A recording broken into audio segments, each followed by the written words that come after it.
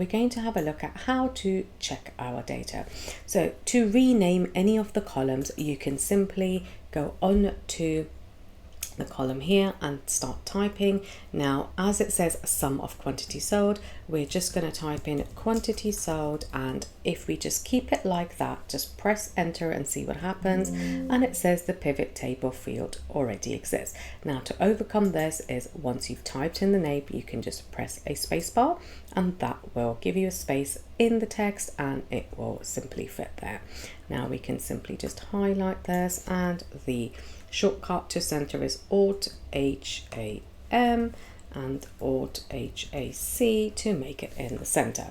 So a few things that we could do over here is, one of the things we might want to do is sort this. So we simply go to the column, right click here, show values as. You have a number of different options here, but we're going to go to the sort. We're going to go largest to smallest. Now we have a column here.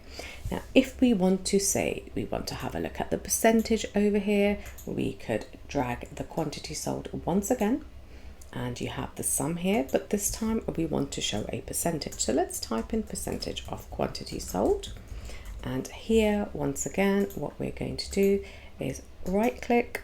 Now we see show value as, and we are going to go to percentage of column total. Now you see that this has summed up the percentage right here.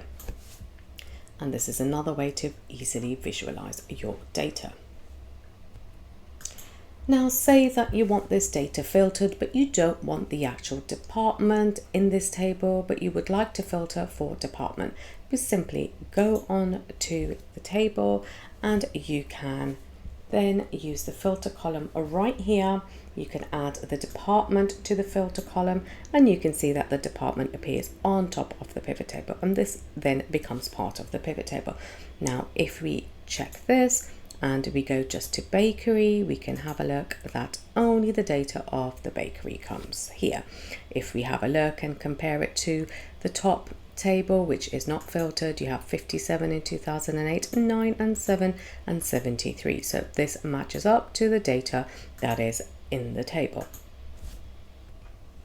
Now if you want to have 2 or more filters, you simply go onto that and click on the select multiple. So we can have bakery, and let's have then cosmetics right here, so we can scroll down, or you could simply, if it's a longer list, you can simply just add that. Now you can say add to current selection to the filter as well, so that it does not remove the previous selection. Let's press OK.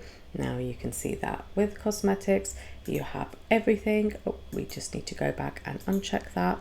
Let's go to bakery and cosmetics once again.